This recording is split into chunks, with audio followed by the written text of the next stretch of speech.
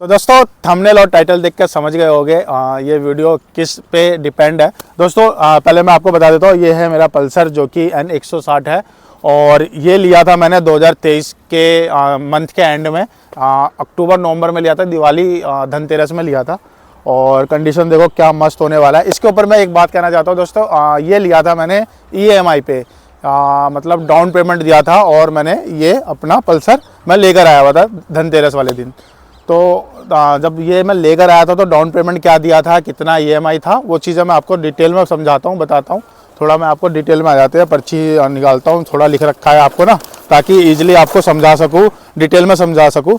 तो दोस्तों ये गाड़ी है ना, ऑन रोड मेरे को मिला था 1,58,000 की, ये ऑन रोड प्राइस था, जो कि ऑन रोड था, सब कुछ लेके इंश्योरेंस सब कुछ इसमें इंक्लूड था। ऑन रोड की बात बता रहा हूँ, 1,58,000 का था। और डाउन पेमेंट जो मैंने इसमें दिया था वो था 30,000 रुपये का मैंने डाउन पेमेंट दिया था।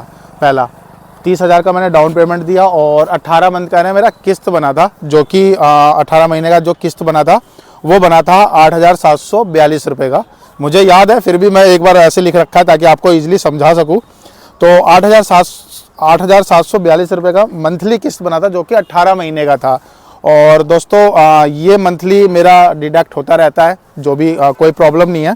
और अगर मैं डाउन पेमेंट बताऊँ, 30,000 मैंने डाउन पेमेंट दिया था, 8,742 रुपये में मंथली 18 महीने तक पे करा, तो मेरा टोटल अमाउंट बनता है दोस्तों 1,57,365 रुपये, जो कि डाउन पेमेंट का बनता है 18 महीने का। और डाउन पेमेंट जो मैंने 30,000 रुपये दिए वो उसको इंक्लूड करके उसमें और ये इंक्लूड करके इसका प्राइस बनता है 1,87,365 रुपये।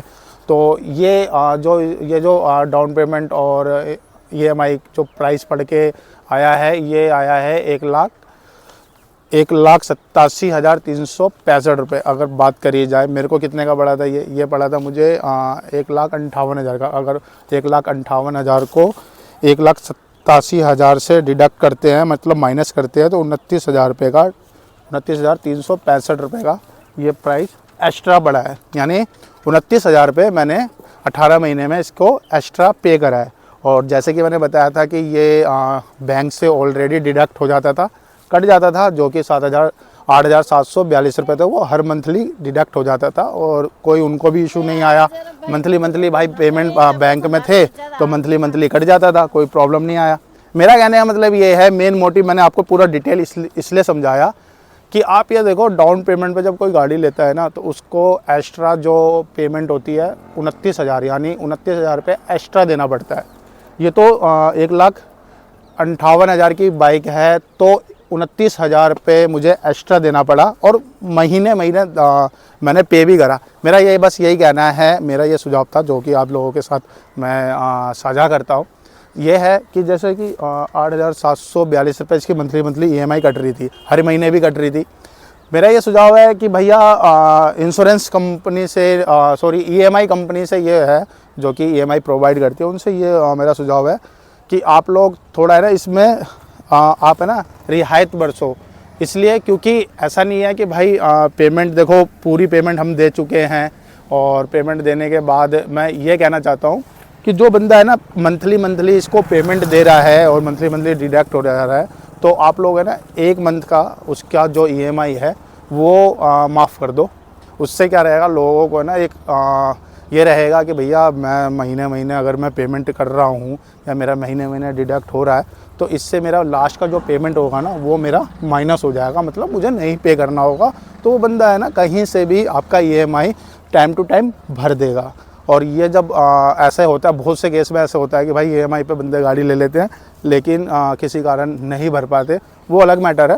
लेकिन कोई होता है कि भैया हर महीने भर रहा है और कभी कभी मिस भी हो जाता है, तो उसमें पेनल्टी लग जाता है, तो वो पेनल्टी ले लो आप, कोई दिक्कत नहीं है। लेकिन जो बंदा महीने EMI भर रहा है और आपका सक्सेसफुल हो जा रहा है, तो लास्ट में मतलब एक पेमेंट उसकी लास्ट में छोड़ दो, तो उससे क्या रहेगा, लोगों को हैप्पीनेस रहेगा और वो भी सोचेगा कि भाई चल मैंने महीने भरा, 18 महीने मेरे को भरना था, मैंने 17 महीने भरा, एक महीना मेरा माफ़ हो गया, तब भी कंपनी प्रॉफिट में रहेगी। जैसे कि मैं बता रहा हूँ 29,365 रुपये मैंने 18 महीने में एक्स्ट्रा भरे हैं, तो एक महीने का पेमेंट की अगर बात करी जाए 8,742 रुपये वो माफ़ हो जाता तो और अच्छा होता।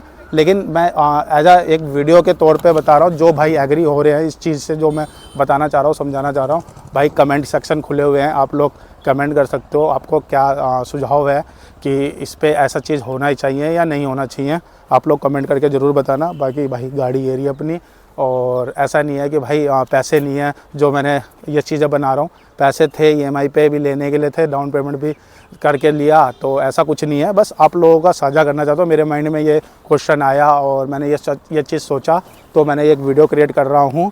बाकी आप लोग कमेंट करके मुझे बताना। बाकी ये देखो भाई, बेर के पेड़ भी मैं यहाँ पर आपको दिखाता हूँ, तो जिन भाइयों को बेर बहुत पसंद है वो भी एक बार कमेंट कर देना। तो भाई मिलते हैं किसी और वीडियो में, जब तक के लिए जय हिंद। और ऑल्टो की भी वीडियो आने वाली है, ऑल्टो को भी बताऊंगा, EMI पे वो भी गाड़ी ली है और वो कितने की पड़ी है, क्या हुआ है, वो सब कुछ बताऊंगा। तो भाई कमेंट कर लेना। अभी पल्सर का बता रहा हूँ, इसको भी ज़्यादा समय नहीं हुआ है, मतलब हार्डली 1.5 साल भी अभी हो गए हैं, मतलब 1.5 साल होने वाले हैं।